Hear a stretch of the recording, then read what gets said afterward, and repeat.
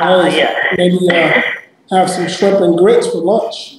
No, I don't even like grits. Isn't that horrible? No, it's not a bad thing. There's enough of us that love grits. We'll eat them for I'm you. not a true Southerner. I am. I was born and raised, but I can't stand grits. Oh, wow. Okay. So I have just some unusual questions, I think, what kind of questions you get. But, I mean, I can find out why you became a chef, where you went to school. I can get your accolades. I can do all that on the internet. So my questions are a little different. Are you ready? I am. Are you sure? Okay. My first question, though, is to do with cooking. What the heck is premium truffle salt?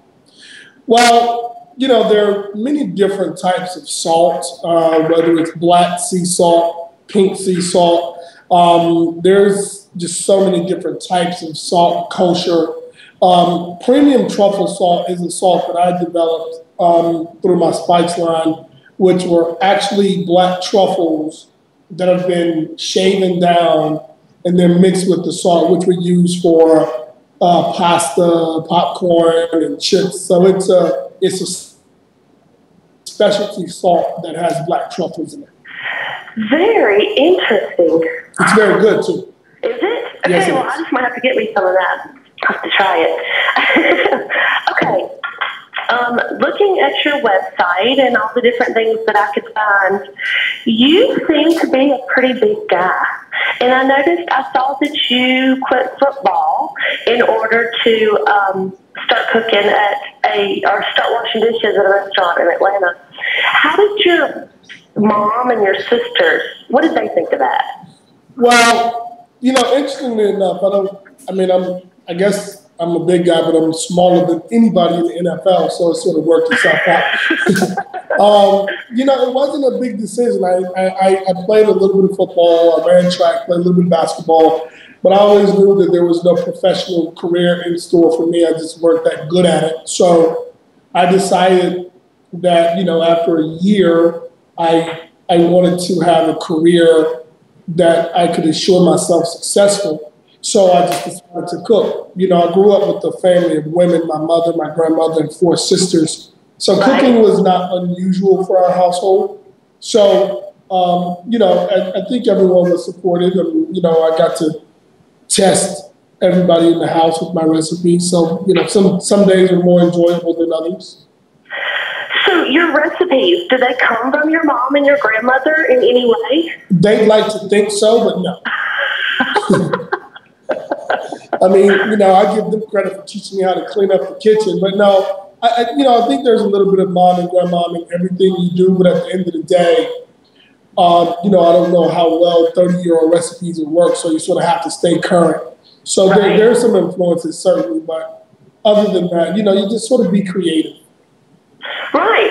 Okay, well, I am a mom of 3 boys, so nothing but men in my household. And I'm always looking for super simple, kid-friendly recipes. When I was looking on your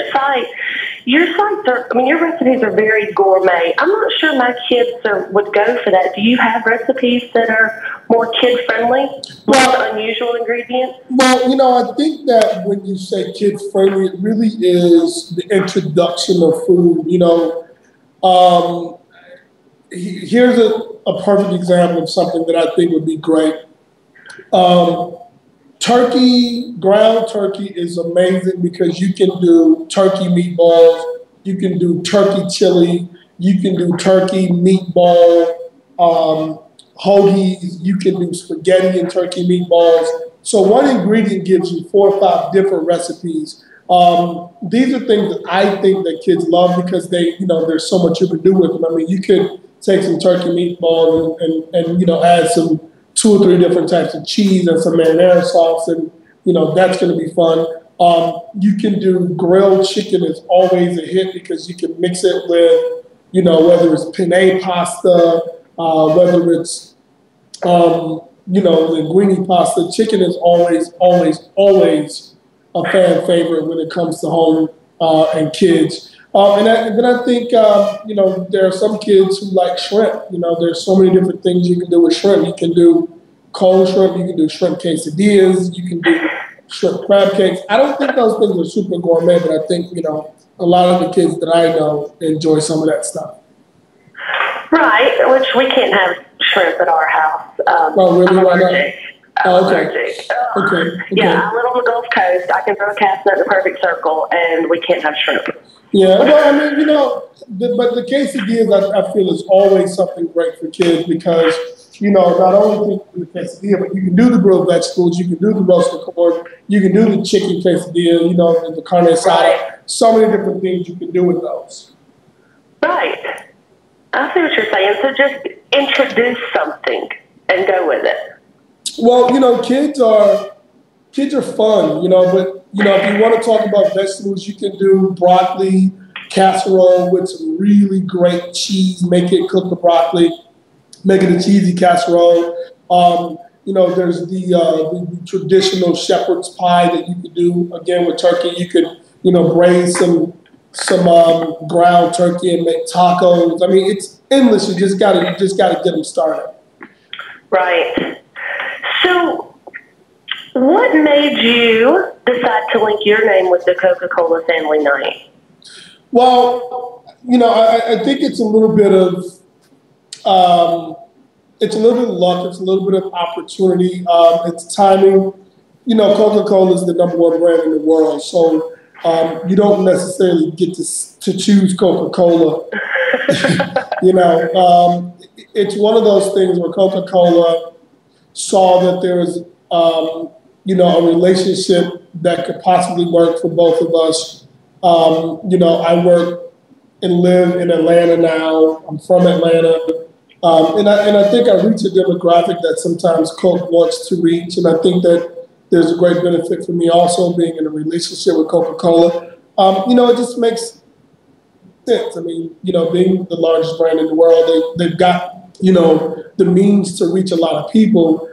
But, when it comes to specificity, they like to link with the person that's most identifiable for the program in which they are developing or working with. So what's your favorite Coke drink? I'm a Barks girl myself. You're a what girl? Barks. All the way. Barks root beer. Gotcha. I got to be honest with you. Growing up in Atlanta, it was always Coca-Cola and warm roasted peanuts. And to this day, it's Coca-Cola. But, the water's great. I spent a lot of time in the gym. So, the gym rat. So the sign is great. The smart water is great because I'm always hoping that I'll become a little smarter when I drink it. Has it worked out for you? It seems like it's going okay. I got good potential. Let's put it this way. I have smart tendencies. Okay, so growing up in a house full of women, did y'all have family fun nights? We didn't necessarily call it family fun night. We called it be home by 6 for dinner. Be home before the street light came on. The street lights came on, that's right. Yeah. I mean, it just kind of works out that way. It's one of those things that just sort of has lived within the families. When you grow up in the South, it's neighborhood, it's street, it's community, it's church. It's everybody going to the same barbershop, everybody going to the same community center, everybody going to the same grocery store. So family doesn't necessarily mean your family. It can be you and the kid from up the block or the kid from next door. And it just sort of becomes that evening. Basically, you want to keep the kids safe, so you put on something on the television and you make a great snack to keep them inside the house. So I think they were sort of imposed on us in a way that we didn't realize, but it certainly gives us it did give us the fun nights, and the food was always a big part of it. And did your mom or your grandma do anything special? Did y'all have games or specific recipes that, we're going to our house tonight because Mama's cooking, whatever? Well, in the African-American household, they think they cook everything well. So you can't really tell them anything other than that. But, we spaghetti was Wednesdays. We always had stuff on the grill. That was just a family tradition of, bust open the grill, right in the backyard. Monopoly. We played all sorts of games. Monopoly. We played card games, Trivial Pursuit. You know, typically in the house it was fun games, but they had to be some sort of educational games as well. Right. Now, we didn't have a lot of PlayStation back then, but now, fortunately, you know, PlayStation is around, which you can win, you know, at my CokeRewardsFamilyNight.com. But, you know, we did a lot of writing games, so, and reading games. Right. Huh. Sounds really fun at your house. What kind of games do you guys play? Oh my gosh, we have Monopoly running out our wazoo. I actually collect Monopoly games, but I'm not a very good collector because we open them and play with them all.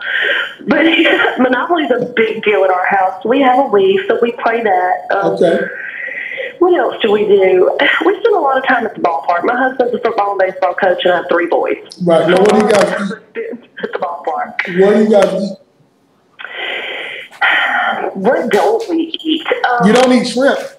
I don't eat shrimp. I love shrimp. I could eat shrimp until I was 16, but now I can't. So we don't eat shrimp. We don't eat seafood. I cook. I mean, I'm a Southern girl. That's what we do. We have meatloaf. We have spaghetti. We have fried chicken, hamburgers, and we grill. And yeah. Good stuff. Oh, yeah. I think it is, but like you said, everybody thinks that they're a good cook, so. Hey, the only thing that matters is the people at the table. And they like it, so that's right. That's what matters. Let's see, what else do I have in the way of questions? Oh, one of my readers wanted me to ask if you have any suggestions for tailgating and Super Bowl recipes. You know, I think that there's when you're talking about tailgating, you're talking about personal preference. Absolutely some baby back ribs, absolutely some brisket, absolutely some chicken wings on the grill, absolutely some skewers, you know, some good old baked beans on the side, some coleslaw. All of these things are just really, really great. I mean, there's not a whole lot of reinventing of the wheel when it comes to tailgating, you know, because it's just about getting out there. But one of the things that I don't see a lot of is the traditional sausage. European sausage, whether they're hot links, whether they're Polish sausage, whether they're kielbasa. I think that the whole sausage thing needs to be a little more a part of the whole tailgating thing, because, you know, baby back ribs and all that, and chicken, that's just, it's always been. But throw in some good sausages, and then from that, you can do some cool stuff with some rice or some beans. You know, there's so much you can do with it. Sounds like your next cookbook, Tailgate and G. Garvin style. Yeah, tailgate and G. Garvin style, yeah. We might have to look into that. I'll cut you in if it works. Okay, there you go. Well, you know what? That's really kind of it. I thought I had a whole bunch of questions, but. Well, don't feel bad. Is there anything you want to tell me about? Listen, at the end of the night, I just want to make sure you know that you guys go to mycokerewards.com/family night. You've got the possibility of winning a PlayStation 3. There's some really great recipes from buffalo wings to bruschetta to cheesy nachos. Go have some fun and make sure you tell everybody to check it out. I'll do it. Thank you so much for taking the time to speak with me. All right, you have a great day. Thank you, too. Bye, Kelly. Thank Bye-bye. you. Bye. Bye. Bye. Hey, man, you got to smile if you just don't be sitting there. The whole time you just do it like this. You got me drooling.